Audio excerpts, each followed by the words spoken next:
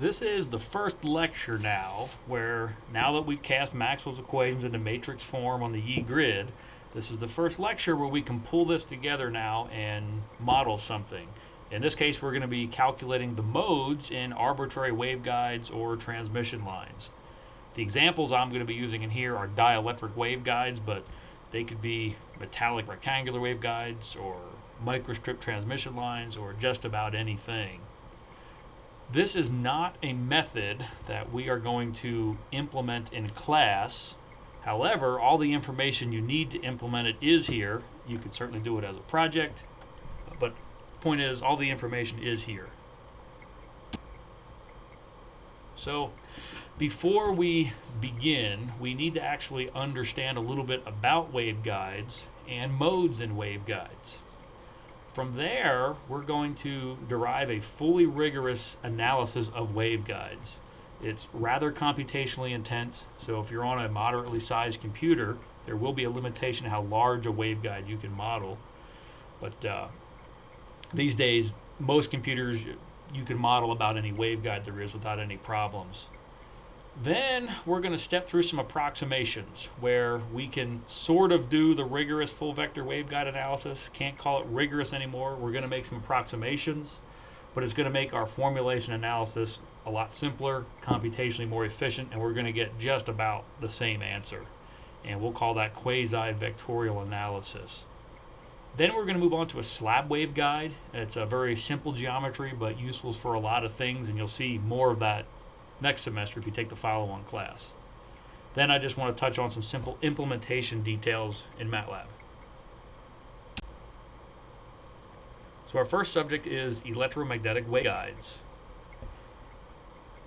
The first concept in a waveguide is something called total internal reflection, and we have talked about this before, but essentially we have a wave coming in at an angle from something with a high refractive index to something with a low refractive index. And we see that the wave refracts, and it actually ends up having a larger angle in the second material.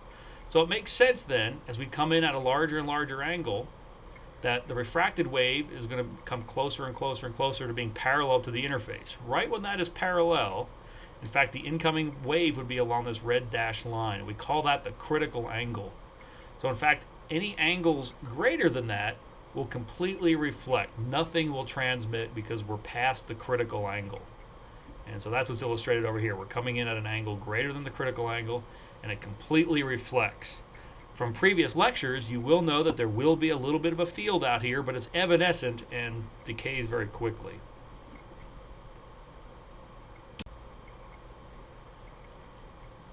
So the next thing, we'll look at a slab waveguide. So kind of like the transfer matrix method, what we're looking at here is a cross-section of 3 completely infinite slab layers. And this layer N2 in the middle will have the higher refractive index, so it's higher than the refractive index on either side. That's the necessary condition to have total internal reflection, or have this critical angle. So if we have energy that's propagating at an angle greater than the critical angle, then it will have to stay guided in this medium. And so this layer we'll call the core of the waveguide. The other 2 regions we'll call the cladding. And now we have a waveguide, in this case a slab waveguide. But it's total internal reflection that is really producing the waveguiding effect. Now there's one more thing. The wave inside this guide, we think of it as bouncing around. Well, we need to look at the round trip phase. So we'll pick a point here on the wavefront, and we come back to essentially the same point. It turns out the phase of the wave between these 2 points has to be an integer multiple of 2 pi. If this is not the case, then the wave will interfere with itself, and in fact it'll just leak out of the guide. It actually won't be a guided mode. But because of this rule, we only have certain angles that will be supported in this guide. And this is really the origin of what we'll call modes. There are only certain electromagnetic configurations that we can consider modes guided in a waveguide. Anyway, based on the angle sine theta, the wave, since it's bouncing around, it travels at apparently travels at a slightly different speed. And we characterize that through an effective refractive index, which is not necessarily the refractive index of any of the materials. It's just that we look at the wave that's being guided and it appears to be moving along at a certain speed, we'll characterize that speed with the effective refractive index. And then we can also calculate the propagation constant from that. We'll talk more about what that means too. So we just finished talking about waveguiding from a ray tracing perspective, and that's a good hand-waving argument. We can get a pretty good intuitive feel of what's happening, but we really need to go to Maxwell's equations and ask them what is happening. In that case, if we model the same slab waveguide but use Maxwell's equations, here is what the first 5 modes look like. We have what we call the fundamental mode, and we know that because it has 1 hump. Second order mode, there's 2 humps. Third order mode, there's 3 humps, 4 humps, 5, and so on. Now, when we analyze a waveguide, we're actually going to calculate many modes. But it turns out only a few of them are guided. At some point, we get to high enough order mode, it's no longer guided, and it's going to look strange, and we'll see that, and it's no longer considered a guided mode.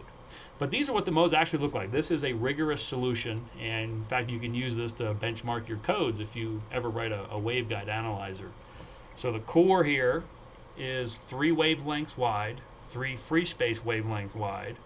I used a refractive index of 2.0 for the core, and then I just use air for the cladding regions. So it's basically a thin sheet of glass that guides. There are 2 types of waveguides. We can talk about a slab waveguide, which is similar to the infinite slabs we had in the transfer matrix method, where we have some infinite slab here that we'll call the core, and another infinite slab here. So in fact, there's only confinement along this vertical axis. Within this plane, waves can go in and out of the board, or they can go left and right, and they're free to do that. There's only confinement in one direction, and we call that a slab waveguide. We also have a channel waveguide, where there's confinement now along 2 axes. So in the third axis, in this case, in and out of the slide here, it's free to travel. So this is acting much like a pipe. So confinement in 2 directions and free to go in and out of the board here. So we call that a channel waveguide, slab versus channel. Just some examples of what realistic waveguides look like. In integrated optics, where we're making little tiny light chips, we use a bunch of different ways, but the rule is we need some high index dot, if you will, surrounded by a low index outside. And there's a bunch of different ways, and we typically use photolithography to form various different types of waveguides. There's also a different type of guided wave, more similar to slab waveguides, but these are surface waves, where there's some kind of phenomenon that is not sandwiched between 2 interfaces, but somehow stuck to one interface. But these are analyzed just like waveguides. I'm going to throw them in here. Some electromagnetic folks would argue this is not a guided wave and doesn't belong here, but it's analyzed the same way. It confines energy, and in some way, I consider surface waves very similar to a slab waveguide. But there's various types here as well. Here we have some metal type waveguides for radio frequencies that you're probably a bit familiar with. Just a standard wire is a waveguide, in fact. And of course there's the old twisted pair, the old phone lines, that's a waveguide. Of course the rectangular metallic waveguides. The coaxial cables that used to go into televisions, now it's all HDMI, but we used to have coaxial cables. That is a waveguide. Then there's waveguides that you see on circuit boards, and we use these a lot of times for very high frequency signals. The most common one for sure is the microstrip, and it's called a transmission line, but a transmission line is a waveguide. A waveguide isn't always a transmission line, but all transmission lines are waveguides. The difference is transmission lines have at least 2 conductors, and once they have 2 conductors, they can support a mode all the way down to DC. Whereas like the rectangular metal waveguide, that's not going to conduct DC. There's a cutoff frequency below which it doesn't guide anything. Parallel plate waveguides, strip line waveguide. Think of this as a microstrip, but had to bury itself down into the circuit board. Then there's also slot lines and coplanars, and these are pieces of metal on a substrate, and your field forms between these metal pieces here. And they all have their advantages and disadvantages, but I don't want to turn this into an electromagnetics theory class. I just want to set you up so you can model these types of things. Okay, so that is our brief introduction to waveguides. Now we're going to go to Maxwell's equations, and we're going to see how to pull all these together, use all the stuff we did with finite differences and the Yee grid, and this is a really good illustration of how we can very simply formulate a really sophisticated code, and it's actually quite easy. And this is doing a fully rigorous analysis of waveguides. So no approximations will be built into this yet. We start off with our typical place that we talked about in one of the first few lectures when we were talking about preparing Maxwell's equations. So we start here, and to remind you what has happened, we're using a normalized magnetic field. We've also normalized our grid, and we've also assumed just diagonally anisotropic materials. But this is our very, very typical starting point. No approximations really have been built in, other than at this point we're assuming diagonally anisotropic materials, but almost all waveguides just contain standard isotropic materials, so in fact we can use this without an approximation. If there is anisotropic materials, this needs to be modified a bit. The next thing we need to do is learn what our mode solution looks like. What will the answer look like? This isn't the exact answer, it's just the form of the answer. So first, let's look at a waveguide. So I drew a very strange, arbitrary waveguide, and obviously it's heading off in the z direction, so the power is going to be propagating along the waveguide. And in fact, the field propagates with this propagation term, e to the gamma z. Gamma is going to be, we call that the propagation constant. It's a complex number, so it has potentially oscillation and decay associated with it. But let's look at the cross section. If we look at the cross section, what we see is that there's a bunch of energy confined here that fits inside the waveguide. Now, this cross section, this amplitude profile, that never changes. That stays nice and constant as that mode propagates down the waveguide. The only thing that happens as it propagates is that this accumulates phase, or perhaps decays or grows, according to the exponential term. So in fact, the overall total electric field anywhere in the guide can be written this way. Here's the total field. It's written as an amplitude term, which is describing what the field looks like in the cross section, and then a propagation term, which describes phase or decay and growth. If it's a lossless guide, which is a good assumption, then this is really just going to describe accumulation of phase. The last concept on this slide is all waveguides are three-dimensional. When we are calculating modes in a waveguide, another built-in assumption is that the waveguide is uniform in the z direction. So when it's uniform in the z direction, in fact, all we really need to do is look at the waveguide cross-section. So in fact, all waveguide analysis, when we're calculating modes, comes down to just a two-dimensional analysis, which is really, really good news.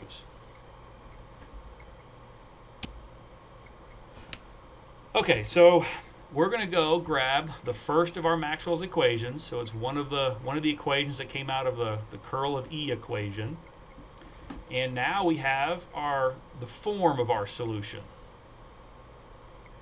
So we plug in the form of our solution for the different field components. We plug that into this Maxwell's equation, and we turn the crank on our algebra, and out comes a new equation.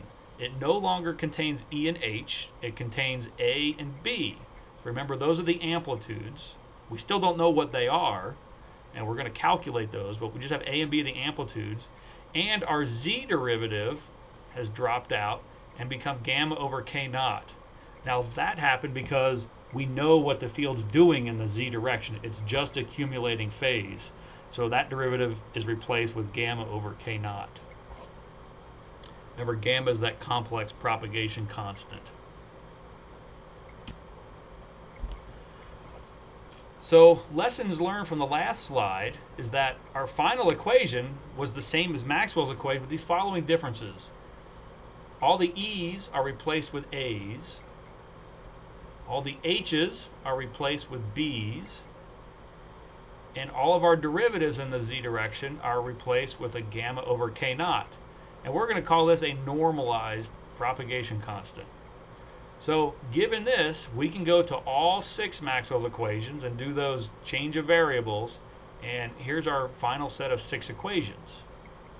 Remember, we're going to use this normalized propagation constant now. The normalized propagation constant is related to the effective refractive index through this equation. And remember, the effective refractive index is a complex number. It has an ordinary refractive index describing the speed of the wave, if you will, and an extinction coefficient, which describes the decay or the growth of the wave, if there's any loss or gain in the materials.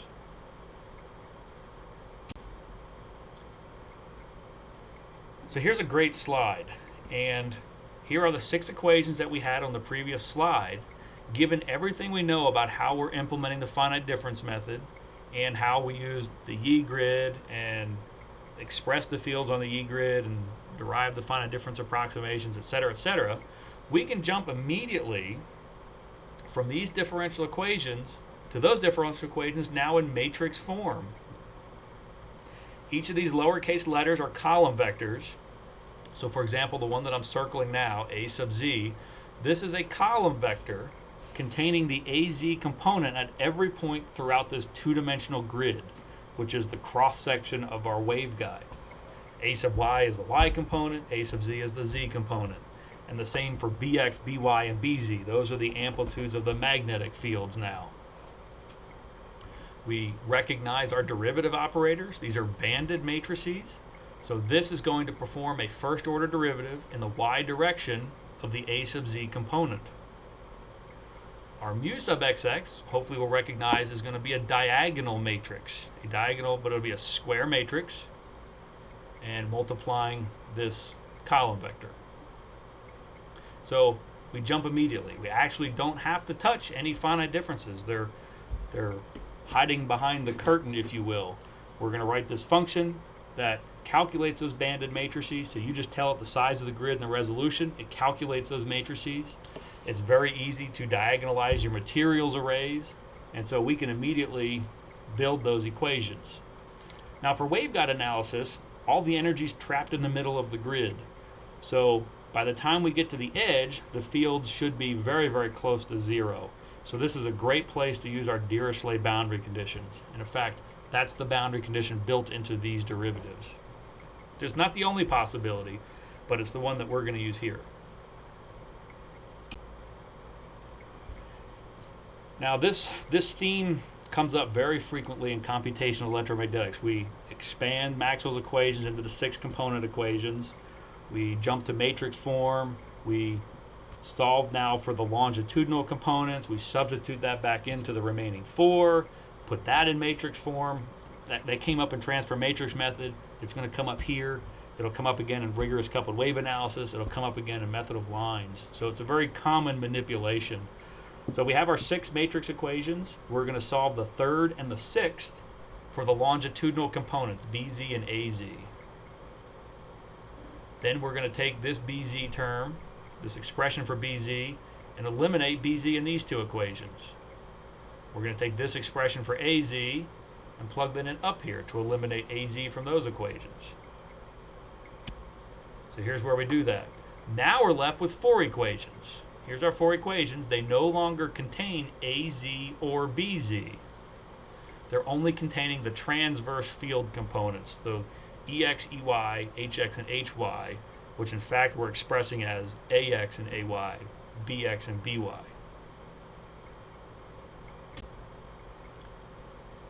So all we're doing here now is rearranging first the order of the equation. So this equation will end up here, and our first equation will end up being second. So we swap the order, and we're also rearranging terms. So we just did a little bit of algebra on this. We're bringing the gammas over to the right-hand side for both sets of equations. Those are our normalized propagation constants. And everything else on the left, we've collected coefficients on bx and by. And down here we collected coefficients on ax and ay. But it's those remaining four equations now with az and bz eliminated. So these two sets of two equations we can now write in block matrix form. So these two equations become this block matrix equation. And these two equations become the last block matrix equation. And we're almost to this PQ form. So here is our good old PQ form. We have the two block matrix equations we had on the last slide. We're going to take this first big ugly square matrix and call it P. We're going to take this second big ugly square matrix and call it Q. So we are recasting now our two block matrix equations this way. And so here's a reminder of what P and Q are. But now we've reduced our matrix equations to this. A lot simpler to write and to manipulate. So we're going to take one of our equations that had Q in it, and we're going to solve it for this column vector containing bx and by. So here's bx and by. We're going to go grab our second equation, and we have bx and by here, and we have now an expression for bx and by that we can substitute in here. So we do that, and what we've done is eliminate bx and by. We now have a single matrix equation that only has ax and ay. And in fact, this is a standard eigenvalue problem. We're going to call P times Q an omega squared. So omega squared is PQ. And that is a generalized eigenvalue problem that once we build the omega squared, we can solve with one line of code in MATLAB.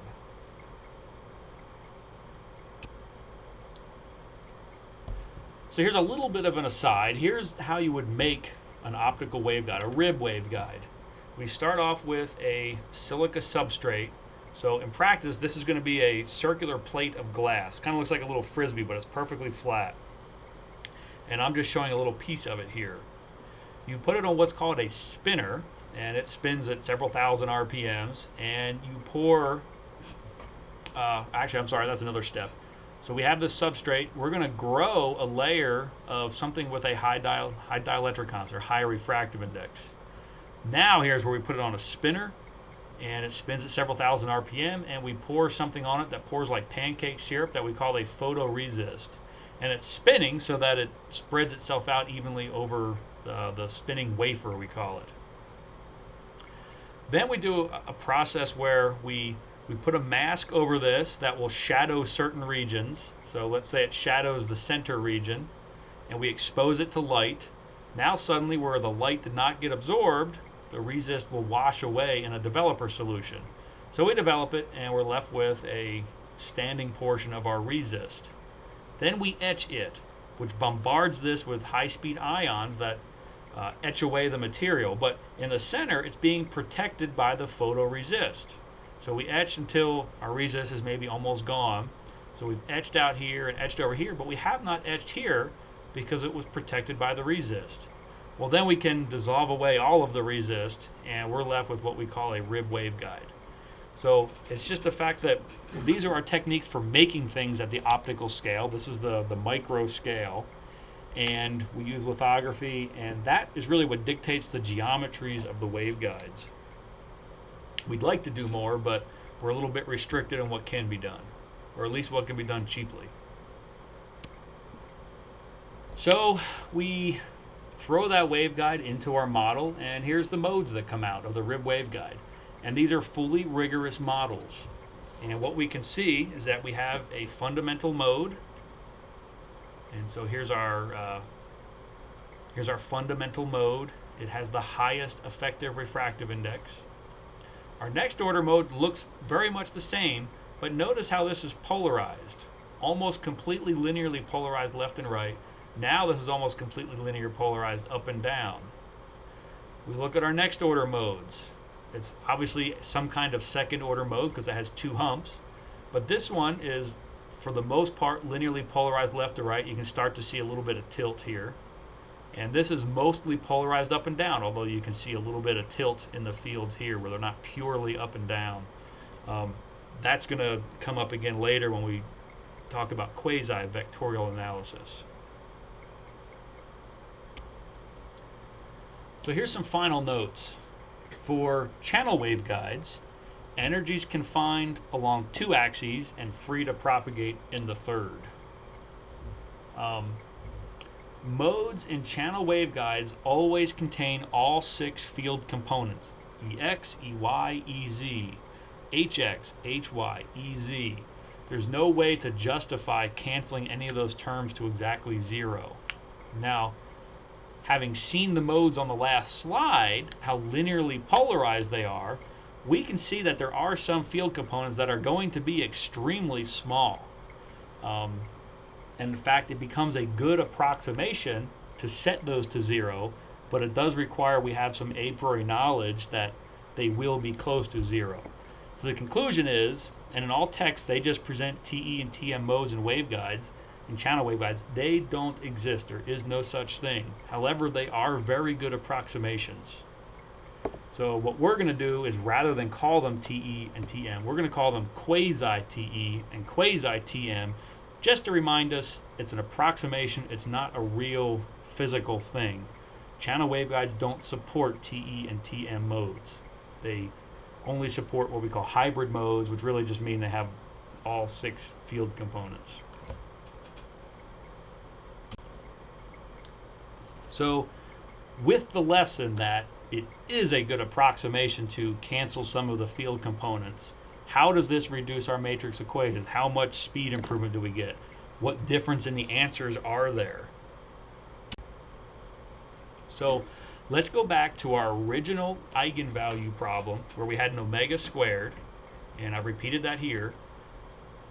There's 4 elements in this matrix. There's an omega squared xx, an omega squared xy, omega squared yx, and omega squared yy. So if we work through the linear algebra and the matrix algebra, here's how the expressions look for all 4 of those field components. Or I'm sorry, all 4 of those matrices in the omega squared matrix. They're big, they're ugly. And we don't have to calculate these for the fully rigorous analysis. That just falls out of the math. But we need to look at them now. So let's think about this. We have a block matrix equation which really represents a set of 2 matrix equations. So here we're going from our block matrix equation to our 2 separate matrix equations. Now let's think about physical meaning behind this. If we think of this equation as an equation for a sub x, we see that it is coupled to a sub y through the omega xy term. So we'll call this a cross-coupling term. It's the reason that there is always an ax and ay, because they're coupled. They always have to be that way. This is a self-coupling term. And likewise, we can have our second equation. We would call that the equation for ay. We have a self-coupling term, but we have another cross-coupling term, meaning you can't have an ax without an ay, can't have an ay without an ax, because these terms are here. And there's no analytical way to say those are always exactly 0. But what we can say is, having seen some of the modes and saying, you know, they're pretty darn independent, maybe we could set those cross-coupling terms to 0 as an approximation. And so that's exactly what we do. So let me make an argument here that these modes are strongly linearly polarized. So rather than show the vector nature of the field, I am showing the x and y components separately. So here on the top is the first order mode. Here's the x component, And then on the same color scale, here's the y component. And I'm not sure how well you can see this, but there's a little dot of red there, and we can see a little bit of red here and there. But for the most part, this is much smaller than EX. So what I did is I took the ratio of EY over EX and plotted it on a dB scale, although for some reason it's not showing dB there. And what we can see is it's really darn small. So the EY component is much less than EX. The only time that it seems like it's a large number is out here where there really isn't much EX anyway, and it's just more of a numerical artifact. But we can definitely see where there is an EX, the ratio is extremely small. We can look at the second order mode and do the same thing, and we see that the ratio is very small. This tells us there is still an EY component, absolutely. And to be rigorous, we can't ignore that. But the point is, it is much smaller, and it is a good approximation to assume that there is no cross-coupling. So if there is no cross-coupling, we're going to cancel these cross-coupling terms. And now our two matrix equations reduce to these two things. We have a eigenvalue problem with just AX and another eigenvalue problem with just AY. And just to remind you what the omega XX was and the omega YY. So we solve these equations, these two, and we always are going to have to solve both now. Before, they both came out of one analysis. Now we actually have to perform two analyses. But in fact, it's quicker to perform two of these smaller analyses than just one of the bigger ones before. So it's a more efficient analysis for sure. So if we do this, here are our modes. And what you can see now is that they are perfectly linearly polarized. And why is that? Because we canceled the cross-coupling terms. Let's actually compare now the full vector analysis to the quasi-vector analysis. So in the full vector analysis, we saw there was a little bit of bending of fields here, a little bit of bending of the fields out here, and we looked at the effective refractive indices that we calculated. Now we go to the quasi-vectorial. Well, since we're ignoring the cross-coupling, now it appears that it's perfectly linearly polarized. We don't see any warping, so that's one little tiny difference.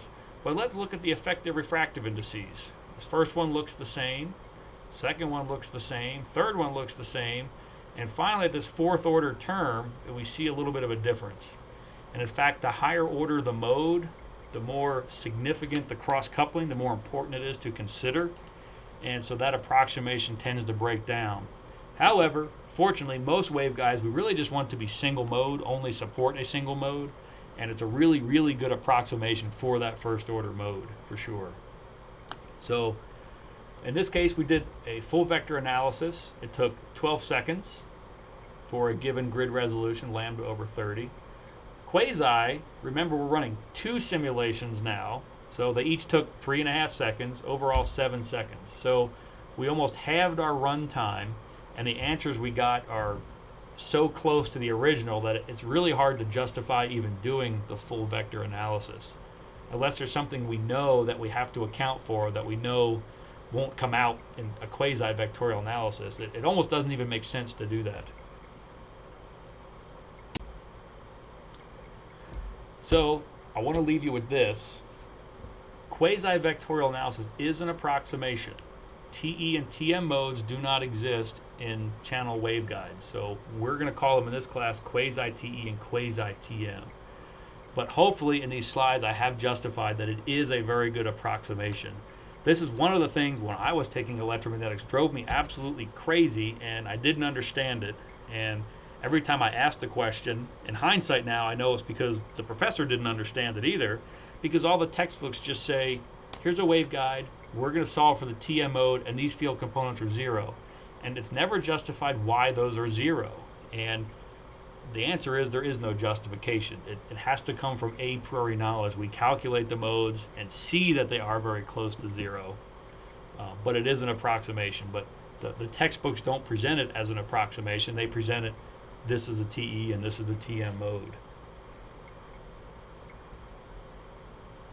Okay, on to slab waveguides. And we're going to reduce our analysis down in dimensions to just one dimension. So analyzing slab waveguides is very fast and still very useful. But for this configuration, we can reduce Maxwell's equations down without an approximation, simply because the geometry is simpler here. We have a slab waveguide, not a channel waveguide. So we start off with the same set of 6 Maxwell's equations. There's a difference now. If we have our coordinates defined relative to the slab waveguide this way, the y direction is perfectly uniform. The wave is going to travel in the z direction, so there is no accumulation of phase in y direction. The materials don't change in the y direction. So in fact, any derivative we take in the y direction has to be 0. So we go back to Maxwell's equations. Anywhere there's a y derivative, we're just going to cross it out and drop it. And now we have this reduced set of equations that's valid only for slab waveguides with a wave traveling in the z direction.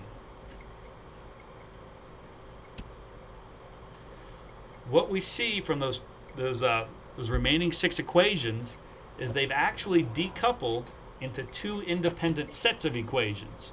One we're going to call the E mode, because we're going to eliminate all references to B and end up only with A.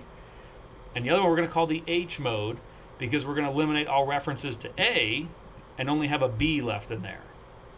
So for the E mode, we're going to have a wave equation with only A. And for the H mode, we're going to have a wave equation with only B. So using what we've learned about finite differences and how we implement it, we can jump straight from our differential equations to the matrix form without explicitly touching any finite differences. That's very cool. So we make the jump, and now we have our 2 sets of matrix equations in matrix form.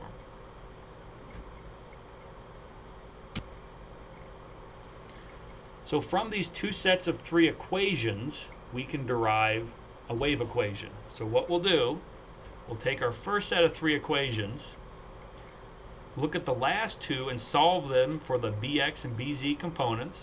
Now we have expressions for bx and bz. We can go back to our first equation and put those expressions in for bx and bz. So now we have a matrix equation that only has ay in it. And in fact, we've arrived at our Eigen-Value problem for ay. We do the exact same thing. We take our 3 equations for the H mode. We take our second 2, solve them for ax and az, then put these expressions in the first equation to replace ax and az with by, and we have an Eigen-Value problem for by. So we have 2 modes supported by slab waveguides, and they can behave differently, simply because the fields are oriented differently, they're seeing different boundary conditions, the energy distribution is a little bit different, but both have the form of a generalized Eigen-Value problem. So 2 modes in a slab waveguide. So here's another example. You can use this to benchmark your code if you write one. We take the same slab waveguide that's 1.8 wavelengths thick in the core. It has a refractive index of 2.0 in the core, a refractive index of 1.5 in the cladding, and we take the same exact slab waveguide and calculate the E and H modes, and here's what we get. So these numbers are the effective refractive indices. Notice they're a little bit different than the E modes. The E and H modes are definitely different. So this is a great way to benchmark your codes if you choose to write these. Some final remarks about slab waveguides. For slab waveguides, energy is confined along one dimension and free to do whatever it wants to in the other 2. So we notice we restricted propagation to the z direction in the slab waveguide. But if you imagine rotating the slab waveguide, after you rotate it, if all those layers are of infinite extent, it still looks the same. So in fact, we can analyze a slab in the z direction, and those results apply to any direction. Another bullet that you need to come away with here is that Maxwell's equations decoupled into 2 modes. This happened when we did the quasi-analysis, but we used an approximation to split them there. Here, they rigorously decouple into 2 distinct modes. So in slab waveguides, there actually are two modes in that. Channel waveguides, we artificially did that. And so we really didn't make any approximations. What we did is we looked at the geometry of our guide, and that let us simplify Maxwell's equations.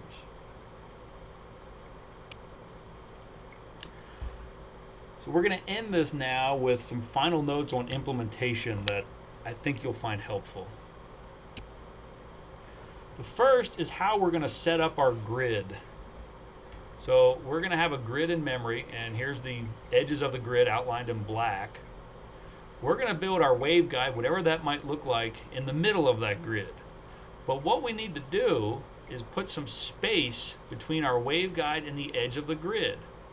So all the energy should be confined to the guide, but some energy may stick outside of that, but we know it's going to decay exponentially. We need to have a wide enough spacer region so that none of that energy or power touches our grid boundaries. We're going to be making a Dirichlet boundary condition approximation here. So if the fields are not zero by the time they get to the boundary, well, we're going to force them to be zero, and we're going to get a slightly wrong answer. So here's a really good example. Here's a simulation of a guide where we have a huge spacer region, probably too big. We could maybe bring the edges to about here. But you'll notice that the field isn't touching the boundary, so we're going to get a very good answer here. Well, what if we don't do that? What if we bring these edges in too close to the waveguide and we calculate the same mode? Well, this is what comes out. Now, isn't this crazy? We have a symmetric waveguide in a grid, and suddenly the field looks like it's being sucked to the lower left. So I won't answer this question, but I'll pose the question. Why in this symmetric model are the fields suddenly asymmetric and being sucked off to one corner? I certainly know the answer to this, so if you have that question, please pose that to me. If you're curious, hopefully you will be. Here's a summary of our formulations. We started off with the full vector analysis. No approximations there. We can analyze anything from microstrip transmission lines to rib waveguides and integrated optics. We found that it is a good approximation to do quasi-vectorial analysis rather than the full vector analysis. We made some approximations there. So we went from having one big matrix or eigenvalue problem to having two smaller ones. And in fact, it buys us some speed and efficiency. Then for slab waveguides, it simplified even further.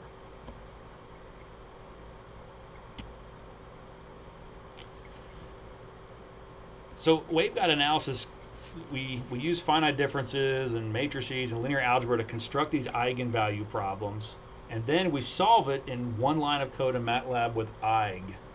And so here's how it works. You'll have an A and B matrix, which comes out of the matrix equation. You should be able to build those, but it spits out eigenvectors and eigenvalues. So here's what these matrices look like, the way we formulated it. The columns of the eigenvector matrix are our modes. If we plot these, we're going to see pictures of our modes. The eigenvalue matrix, remember our eigenvalues were that propagation constant squared. So in fact, they come out looking like this, the way we formulated it. But for every eigenvector, there's a corresponding eigenvalue. These are pairs and have to stick together. This is a picture of the mode. This is a description of how it propagates. So eigenvalues tell us how it propagates.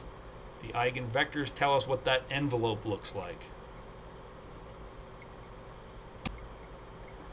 So if we were to do this graphically, we can envision our eigenvector matrix looking this way, where the columns are our modes, and if we plotted them, we would see our modes. And we can overlay that onto the original slab waveguide, and we see that the modes correspond to where the guide is.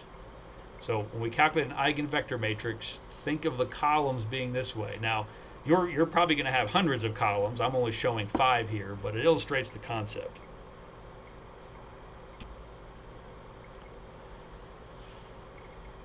The matrices that we construct are sparse. So in fact, we can use another eigenvalue solver in MATLAB, eigs, with the S. So this is a sparse eigenvalue solver. And this lets us do some neat things. Rather than solve all possible modes, we might know ahead of time that our guide only supports 3 or 4 modes. Maybe we're not exactly sure. So we'll just solve for the first 12 modes. And that's much faster than calculating all potentially hundreds of modes. So the way this works is we'll have our omega squared as our first input argument, the number of solutions that you want to obtain, and then we can also give it a guess for our eigenvalues. And in fact, it's going to calculate all the modes with an eigenvalue closest to the guess that we gave it. So how do we do that guess? Well, we have to go back and remember that gamma squared is our eigenvalue, and we related it to the effective refractive index. So the effective refractive index in a dielectric waveguide is going to be very close to the refractive index within the core. So this is a really good guess for our eigenvalue. It may not be perfect, but it is a good guess. Now when we actually get the eigenvalue gamma squared, here's how we would calculate the actual effective refractive index from it. It's going to come back as gamma squared. We'll take the square root of it. So really we're just left with gamma, and we multiply it by negative j because gamma is going to come back being imaginary, and we'll have our effective refractive index. Last slide. A little bit more on calculating the effective refractive index. Our eigenvalues come out as gamma squared, and we'll have a gamma squared for each mode that we've asked it to calculate. So we'll take the square root of it. So we're left now with just the normalized propagation constant. We'll multiply by k0 to unnormalize it. We're going to realize that this is a complex number. There's an alpha and a beta. The alpha is going to describe attenuation. The beta is going to describe oscillation or wave propagation. So the real part's alpha, imaginary part's beta. The beta, our ordinary propagation constant, is k0 times the effective refractive index. So we can combine all this and come up with a way to calculate the effective refractive index straight from gamma squared. We're going to take the square root of it and take the imaginary part of it, and that will be our effective refractive index. And so that's it. That is waveguide analysis, and we're not going to implement this in this class, but the set of slides is comprehensive in that you should have everything you need to do the analysis.